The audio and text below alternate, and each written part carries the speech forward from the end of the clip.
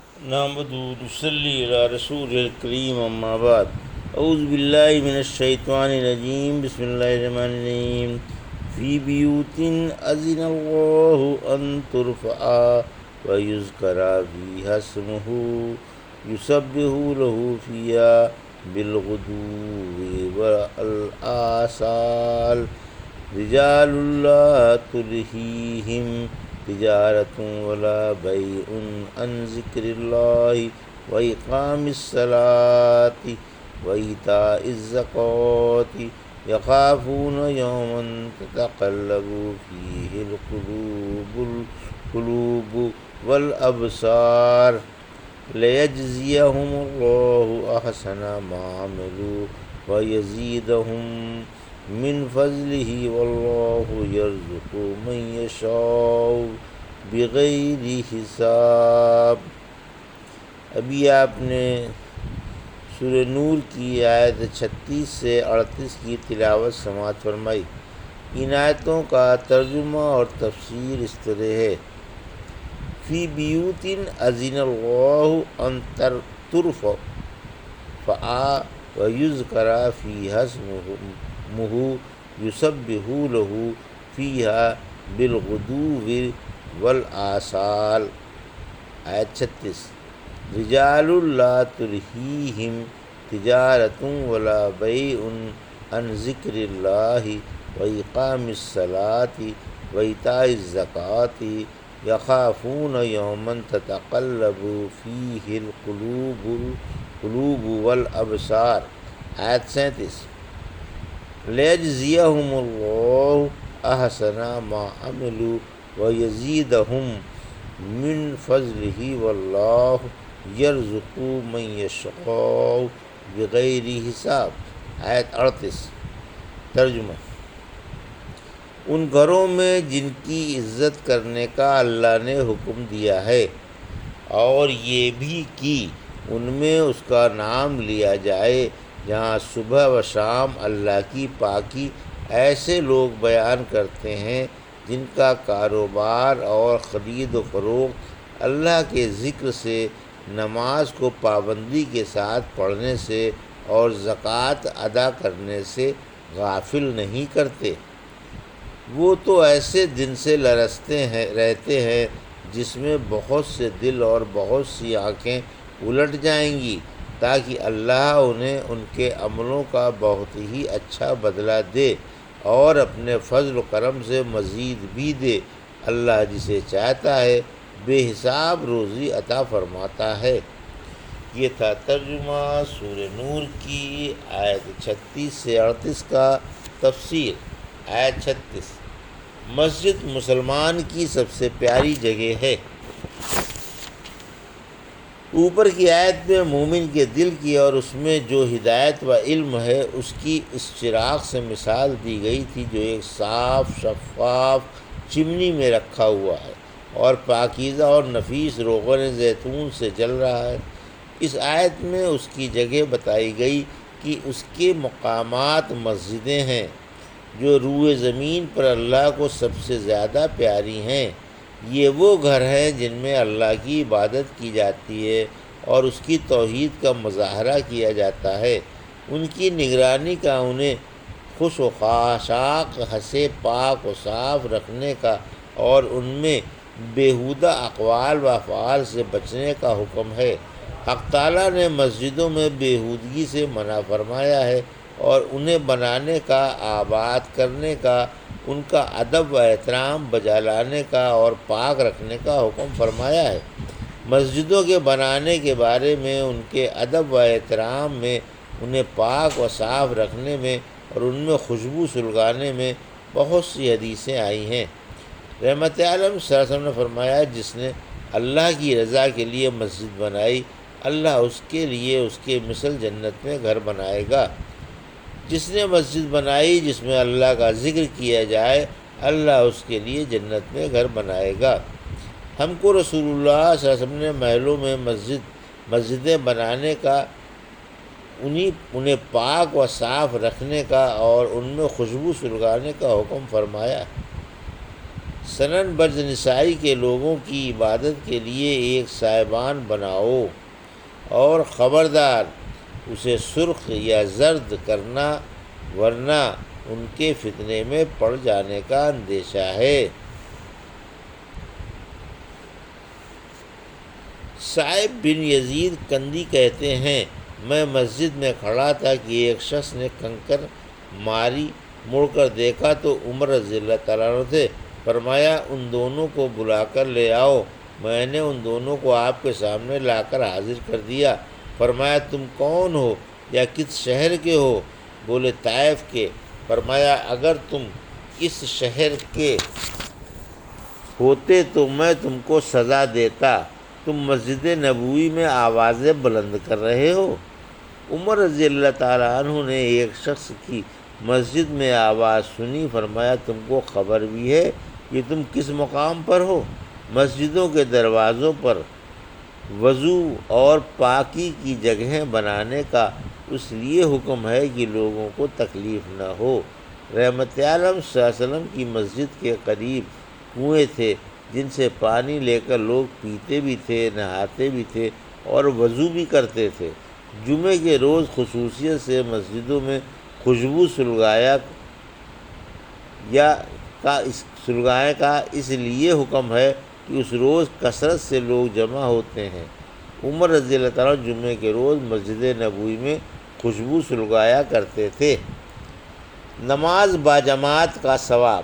جماعت والی نماز کا ثواب گھر والی نماز سے اور بازار والی نماز سے 25 گنا زیادہ ہے، کیونکہ جب کوئی اچھی طرح سے وضو کر کے مسجد کی طرف صرف نماز ہی کی غرض سے جاتا ہے تو اس کے ہر قدم پر ایک درجہ بلند ہوتا ہے اور ایک گناہ مٹا دیا جاتا ہے۔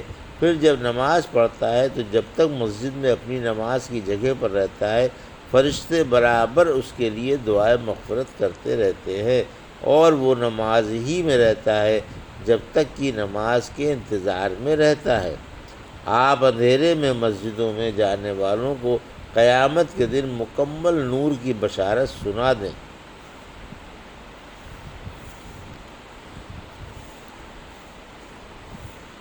آیت 37 لفظ رجال سے اشارہ لطیف۔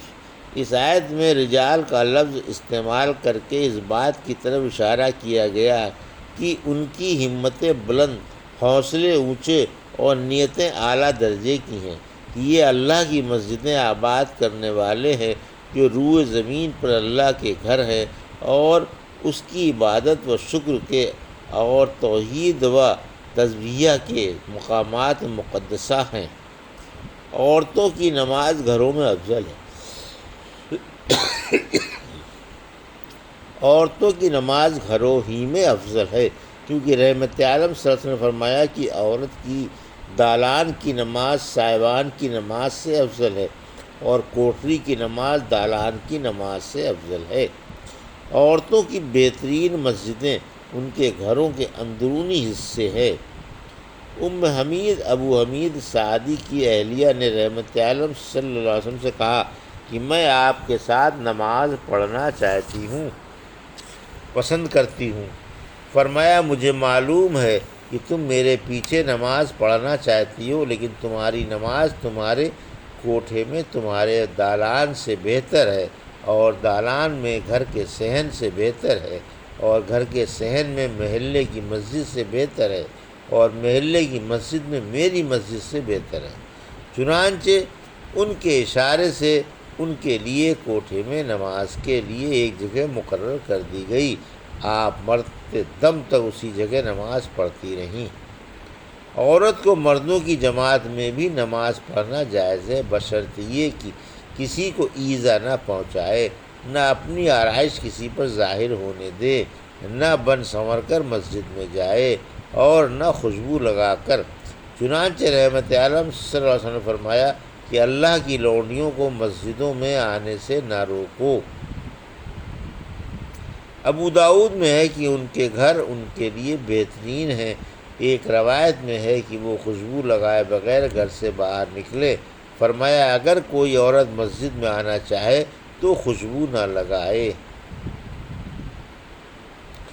صدیقہ رضی اللہ فرماتی ہیں مومن عورتیں رحمت عالم صلی اللہ علیہ وسلم کے پیچھے صبح کی نماز میں آیا کرتی تھیں، پھر اپنی چادروں میں لپٹی لپٹائی واپس ہو جاتی تھیں اور اندھیرے کی وجہ سے پہچانی نہ جاتی تھیں۔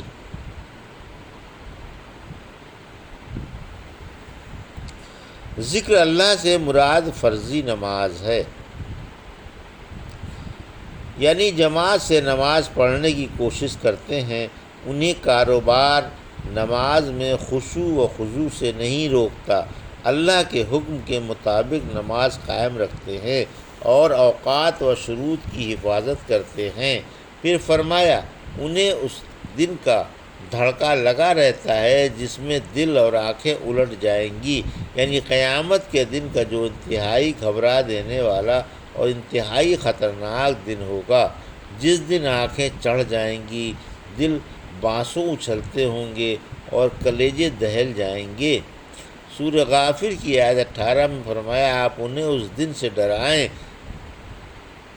جب وہ قریب ہے، جب دل الٹ جائیں گے اور سانس گلوں میں آ کر اٹک جائے گی۔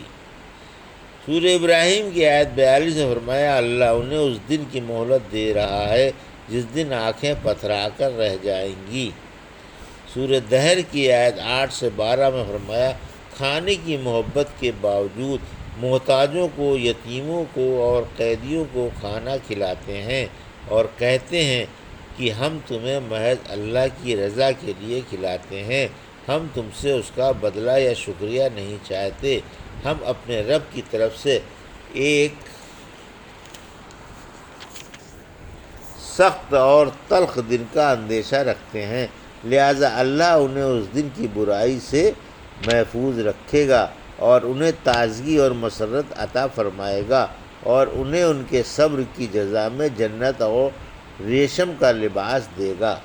آیت 38 یہاں فرمایا کہ اللہ ان کے عملوں کا اچھا بدلہ عطا فرمائے گا اور انہیں ان کی نیکیاں مقبول ہوں گی اور خطائیں معاف کر دی جائیں گی، اور اللہ اپنے فضل سے نیکیوں کو بڑھا چڑھا کر ان کا صلہ عطا فرمائے گا۔ سورہ بقرہ کی آیت 261 میں فرمایا اور اللہ جس کے لیے چاہتا ہے بڑھا چڑھا دیتا ہے۔ یہاں فرمایا کہ اللہ جسے چاہتا ہے بے حساب روزی عطا فرماتا ہے۔ ایک دفعہ ابن مسعود رضی اللہ تعالیٰ کے پاس دودھ لایا گیا، آپ نے یک کے بعد دیگرے تمام حاضرین مجلس کو پینے کے لیے دیا، مگر کسی نے بھی نہیں پیا کیونکہ سب کا روزہ تھا۔ آخرکار آپ ہی نے یہ آیت پڑھ کر پی لیا۔ رحمت عالم صلی اللہ علیہ وسلم نے فرمایا حق تعالیٰ اگلوں اور پچھلوں کو جمع فرمائے گا تو ایک منادی اعلان کرے گا جس کو تمام موقف والے سن لیں گے اور قابل عزت و احترام لوگوں کو جان جائیں گے کہ کھڑے ہو جائے، جنہیں کاروبار اللہ کے ذکر سے غافل نہیں کرتا تھا۔ آخرکار یہ تھوڑے سے حضرات کھڑے ہوں گے، پھر تمام لوگوں کا حساب لیا جائے گا، پورا اجر تو جنت میں چلا جانا ہے، پورا اجر تو جنت میں چلا جانا ہے، اور زیادتی یہ ہوگی کہ جن حضرات نے دنیا میں ان کے ساتھ حسن سلوک کیا ہوگا اور آج وہ شفاعت کے حقدار ہوں گے تو ان کی شفاعت کا حق انہیں ملے گا۔ یہ تھا سورہ نور کی آیت 36 سے 38 کا ترجمہ اور تفسیر جو بھی آپ نے سماعت فرمائی۔